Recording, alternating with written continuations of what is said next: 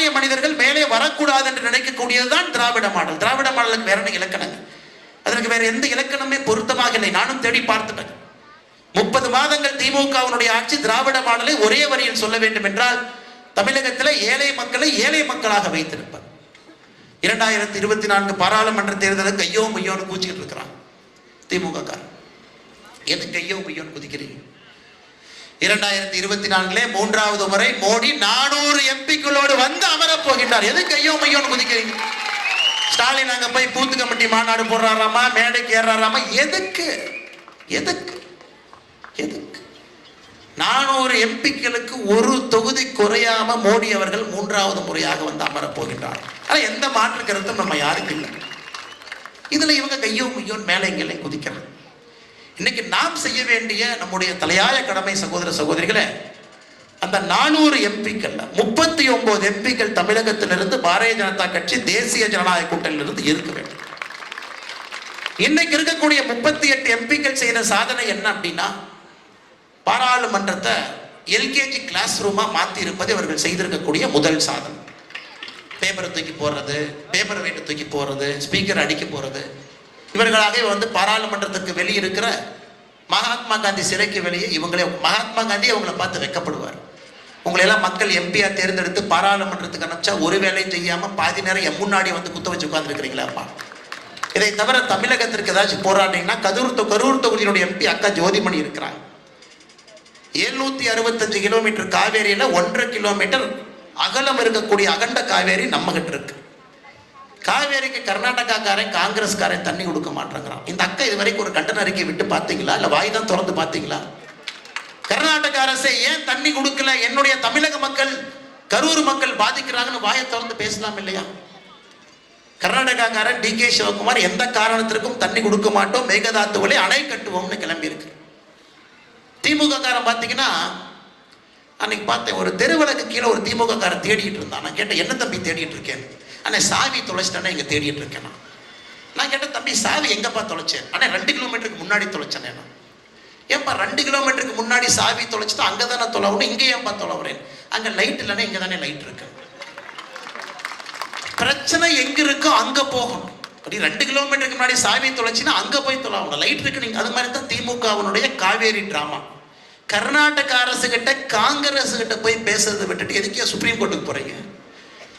கேட்டா இந்தி கூட்டணின்னு வடை பஜ்ஜி போண்டா ஒரே ரூம்ல உட்காந்து பஜ்ஜியும் போண்டாவும் பாதி பாதியா பிரிச்சு சாப்பிடுவாங்க.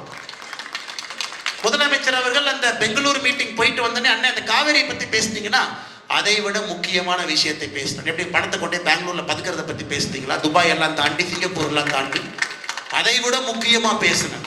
தமிழகத்துக்கு தண்ணி பிரச்சனையை தவிர முக்கியமான பிரச்சனை என்னங்கய்யா இருக்குன்னு கேட்பதற்கு பத்திரிகையாளர் தமிழ்நாட்டில் இல்லை. யாராச்சும் 2 பேர் இருந்தா முதலமைச்சர் அங்கேயே ஓடி இருப்பார். ஐயா இதை விட முக்கியமான பிரச்சனை என்னங்கய்யா தமிழ்நாட்டில் இருக்கு? தண்ணி பிரச்சனை தானங்க ஐயா முக்கியமான பிரச்சனை. பெங்களூருக்கு போய் 2 நாட்கள் அமர்ந்து விட்டு பஜ்ஜி போண்டா சாப்பிட்டுட்டு இங்கே வந்து நமக்கு லெக்சர் எடுக்கிறாரு. சுப்ரீம் கோர்ட்டுக்கு போகணும். சாவியை அங்கே தொலைத்து விட்டு இங்கே தேடினால் எப்படி சகோதர சகோதரிகளே? சாவி இங்கே கிடைக்கும். நீட்டு பரிச்சு எல்லா பக்கம் போவானுங்க, நீட்டுக்கு சுப்ரீம் கோர்ட்டு மட்டும் போக மாட்டாங்க. நீங்க பாருங்க எவ்வளவு பெரிய டிராமா.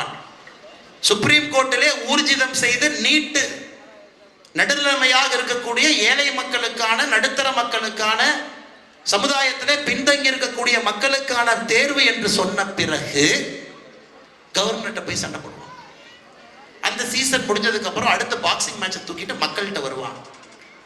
பிஜேபி கிட்ட சண்டை போடுவோம், மோடி கிட்ட சண்டை போடுவோம். ஏன் சுப்ரீம் கோர்ட் கிட்ட போய் ஒரு சீராய்வு மனு, குரியேட்டிவ் பெட்டிஷன் ஆங்கிலத்தில், சீராய்வு மனுவை போட்டு ஐயா நீட்டை பத்தி ஒரு தீர்ப்பு கொடுத்துருக்கிறீங்க, அந்த தீர்ப்பை மறுபடியும் பரிசீலனை பண்ணுங்க ஐயான்னு போடுற மனுவின் பேரு சீராய்வு மனு.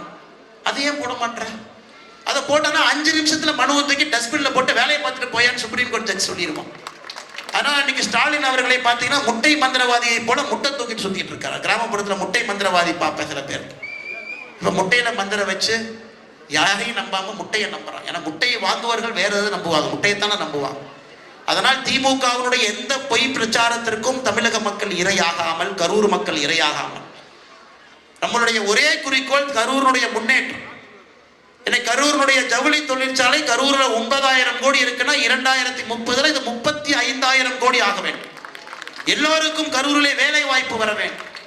இவங்களுடைய தேர்தல் வாக்குறுதி எல்லாம் பாருங்க. தேர்தல் வாக்குறுதி பாருங்க, என்ன தேர்தல் வாக்குறுதி கரூர் கொடுத்துருக்காங்கன்னு. இது யாரோ டாஸ்மார்க்ல கோட்டர் போட்டு எழுதுன மாதிரி இருக்கு அந்த தேர்தல் வாக்குறுதி. முதல் தேர்தல் வாக்குறுதி படிக்கிற பாருங்க. கரூரில் விமான நிலையம் அமைப்போம். எதுக்கு? செந்தில் பாலாஜி எங்க லேண்ட் வாங்குறாரு, அங்க விமான நிலையம் அமைக்கிறக்கா? எப்படி அதுலயும் சம்பாதிக்கலாமா? அதுலயும் சம்பாதிக்கலாமா? ஒரு 300 ஏக்கர் வாங்கி வச்சுட்டேன், அந்த பிளானை தான் மத்திய அரசு எடுத்துட்டு போனாங்க, போடுறான்னு துரத்தி விட்டான். ஏன் லேண்ட் யார் வச்சிருக்கான்னு எங்களுக்கு தெரியாதா? கரூர்ல மெஸ் நடத்துறவங்க யாரு, யாரு பினாமி, யாருகிட்ட லேண்ட் இருக்கு, யாரு வாங்கியிருக்காங்க எங்களுக்கு தெரியாது. அதெல்லாம் தெரியாம எல்லாம் ஆட்சியில் உட்கார்ந்து இருக்கிறவா. அங்கதான் விமான நிலையம் வேணுமா? சுத்தி யார் வாங்கியிருக்காங்கன்னா இவங்க. அது தேர்தல் வாக்குறுதி. வாக்குறுதி நம்பர் 448. காவேரி குண்டாறு இணைப்பு திட்டம்.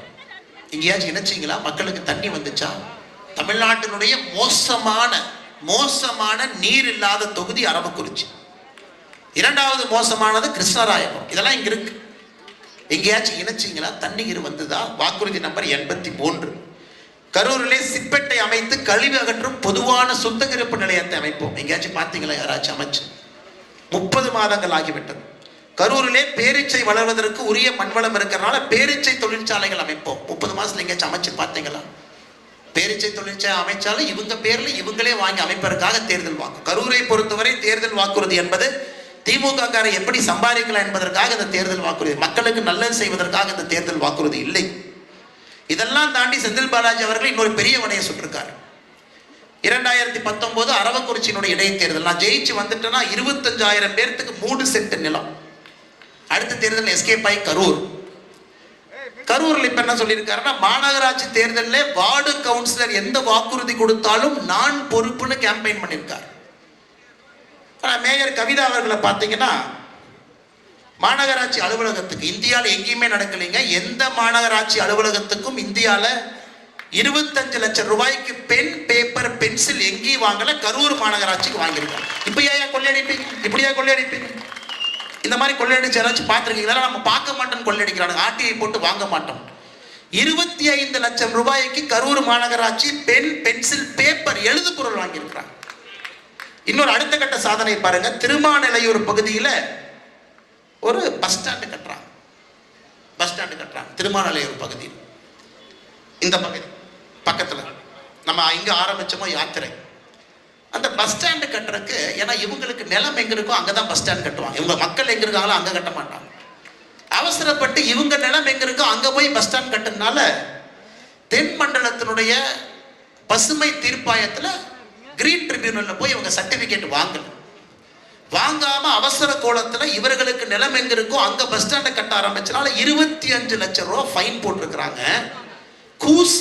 கூசாம நான் சொல்றேன் கேளுங்க. மக்கள் வரிப்பணத்துல மாநகராட்சிக்கு வந்த பணத்துல கூசாம அந்த 25 லட்சம் ரூபாய் கட்டுவாங்க.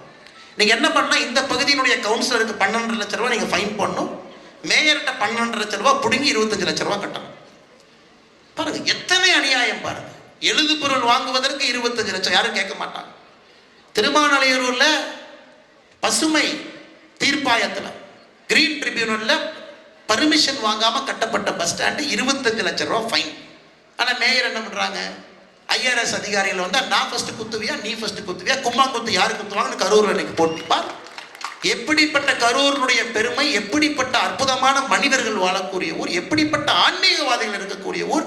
எனக்கு இந்தியாவில் எங்க போனாலும் கரூர்னா அந்த IRS அதிகாரி அடிச்சிக்கல உங்க ஊரான்னு கேட்கறான். என்னைக்கு அது நாங்க அடிக்கலையா, திமுக காரங்க அடிச்சாங்க.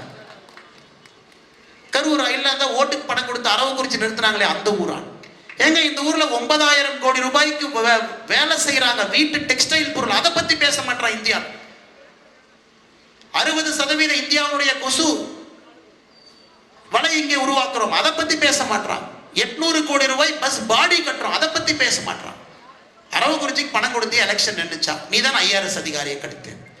திமுக காரன் செஞ்ச சாதனை கரூருக்காரன் என்று வெளியே சொன்னால் தலை குனிந்து நிற்கும் அளவுக்கு செய்தது மட்டும்தான் திராவிட முன்னேற்ற கழகத்தினுடைய சாதனை. தவிர ஒரு சாதனை நீ பண்ணலையா? கொலுசு, டப்பா, உடஞ்சி போன சோப்பு டப்பா எல்லாம் கொடுத்து எலெக்ஷனுக்கு வர்றான்.